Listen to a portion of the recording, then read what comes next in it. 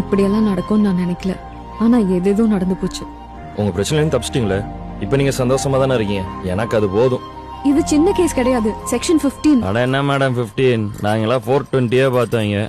420. Madam நீங்க sorry கேட்டது எனக்கு விடுதலை கிடைச்ச மாதிரி தான். கரெக்டா?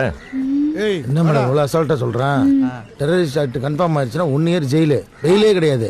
அப்ப என் வாழ்க்கை அள்ளகிட்ட எனக்கு அவங்களுக்கு சம்பந்தம் இல்லங்க. ரொக்கப்புலி ரொக்கப்புலி ரொக்கப்புலி. வணக்கம் ஐயா. பாண்டி பாண்டி பாண்டி. ஐயா குந்து என்கிற பாலகிருஷ்ணன். ஐயா உள்ளே என்னங்கய்யா? பாலகிருஷ்ணன். ஐயா உள்ளுக்குள்ள உள்ள என்னங்கய்யா? யாரியா குந்து? ஐயா நான் தாங்கய்யா. வெளிய வா. ஐயா நீங்க தான் உள்ள தூக்கி போட்டீங்க. வணக்கங்கய்யா. என்னடா புலி மாமனை கூண்டுக்குள்ள அடைச்சாங்க? இருடா, புலி கூண்டு உடைச்சிட்டு எப்படி வெளியே வருதுன்னு பாரு. கணம் நீதிபதி அவர்களே, ரொக்கப்புலி, பாண்டி, குந்து என்கிற பாலகிருஷ்ணன் ஆகிய மூவரும் சட்டத்திற்கு விரோதமாக வெடிகுண்டு தயாரித்திருக்கிறார்கள். இவங்களா தீவிரவாதி?